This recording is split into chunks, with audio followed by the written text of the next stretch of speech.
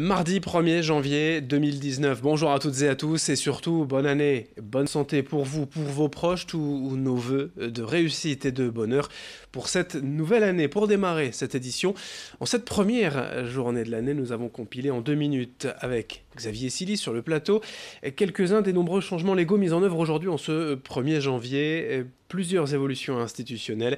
Résumé donc en 2 minutes avec vous Xavier. Et oui, augmentation du SMIC, baisse de la CSG, heures supplémentaires défiscalisées. Les annonces d'Emmanuel Macron suite au mouvement des Gilets jaunes cachent d'autres grands changements qui vous attendent en 2019. Place d'abord à l'emploi, bien sûr. Le SMIC horaire passe en janvier de 9,88 € à 13,03 € brut. Pour un salarié à 35 heures au SMIC, eh bien, la hausse sera ainsi de 16 € net avec un salaire au final qui sera de 1204 €. Place aux retraites dites de base, leur pension sera revalorisée de 0,3% en 2019, un chiffre qui ne permet pas de pallier l'inflation. Cela concerne en tout cas aussi certains régimes complémentaires ainsi que les pensions d'invalidité. On vous parle également de la formation. Le compte personnel de formation sera désormais alimenté en euros et non plus en heures. Ce sera à hauteur de 500 € par an et de 800 € pour les personnes peu qualifiées ou encore en situation de handicap. Autre changement pour 2019 concernant l'énergie. Et cette bonne nouvelle, l'année 2019 va voir la baisse des tarifs réglementés du gaz de près de 2%. Le chèque énergie qui, lui, aide les familles les plus défavorisées sera augmenté pour sa part de 50 €. Côté écologie, avis aux jardiniers amateurs, les pesticides de synthèse seront interdits aux particuliers. Et si vous en possédez, vous pouvez les amener en filière de recyclage spécialisée pour un retraitement. Et pour terminer, eh bien, la consommation, pour aider les agriculteurs, les promotions sur les produits alimentaires dans la distribution ne pourront pas excéder 34% du prix de vente. Fini donc les 1 acheté, 1 gratuit. On partira désormais sur 2 achetés, 1 gratuit. Voilà pour ces grands changements qui vous attendent pour cette année à venir. Autre changement en ce 1er janvier, c'est la vitesse du périphérique à Lille.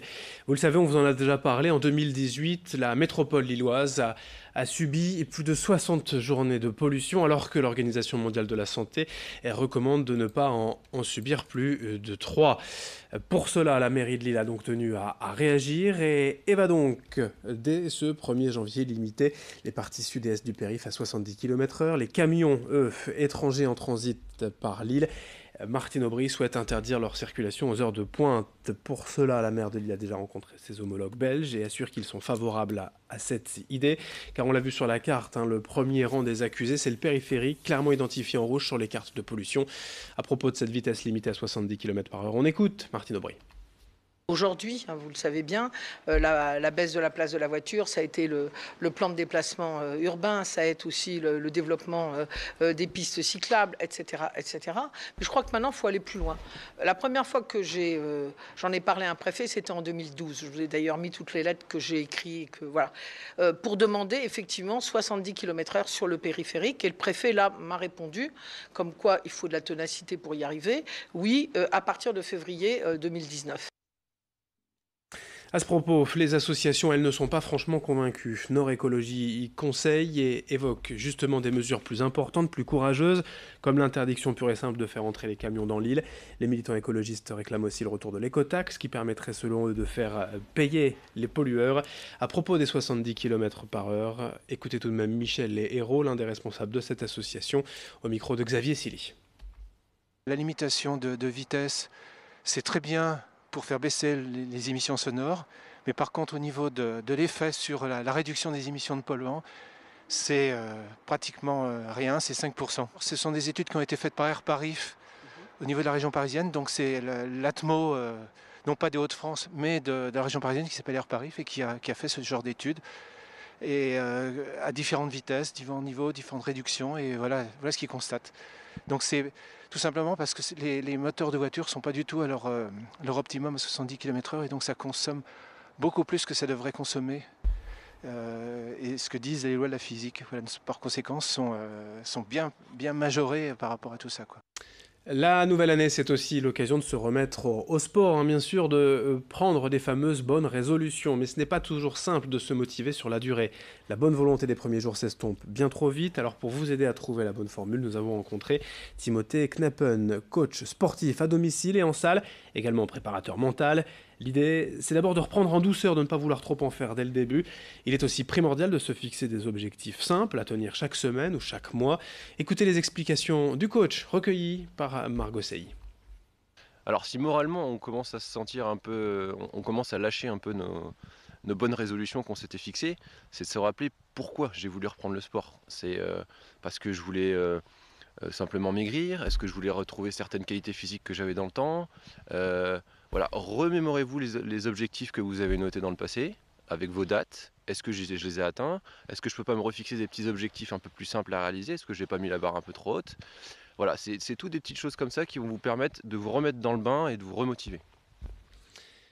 Pour finir, une idée de sortie durant ces vacances scolaires. Et en ce 1er janvier, cet après-midi, le Forum Gambetta à Calais est ouvert pour sa grande exposition de Playmobil. Pour la 4e année de suite, le collectionneur Jean-Michel Lelier s'est installé avec une partie de sa collection. Et au programme cette année, le cinéma est à l'honneur avec plusieurs reconstitutions de scènes de films ou de dessins animés. Près de 30 000 pièces exposées au Forum Gambetta à Calais jusqu'au 6 janvier et cet après-midi de 14h à 18h en ce 1er janvier. Présentation au micro de Corentin Escaillé. Ça commence par une opération de l'appendicite à l'âge de 6 ans et demi. Une première boîte achetée d'un enfant qui joue avec des jouets qui ne sont pas très jolis au départ. Hein. Avant, les cow-boys c'était moulé d'un seul bloc. On ne voyait pas la tête, on ne voyait pas les bras, on ne pouvait rien articuler. Et du jour au lendemain, l'enfant de 6 ans et demi, 7 ans se retrouve avec un jouet qu'on peut asseoir, qu'on peut bouger, qui a les bras qui bougent, qui a la tête qui tourne. Donc effectivement, il y a un attrait. D'ailleurs, c'est ce qui a fait le succès de la firme. Et la passion a commencé là. Et puis après, j'ai commencé à faire des petites reconstitutions dans ma chambre à l'âge de 7 ans sur des étagères. Et ma façon de jouer n'a pas changé. Ce qui a changé, c'est le volume que j'utilise, puisque quelques décennies se sont écoulées. Fin de ce journal en ce 1er janvier. Ravi d'être en votre compagnie. Dans un instant à suivre vos prévisions météo.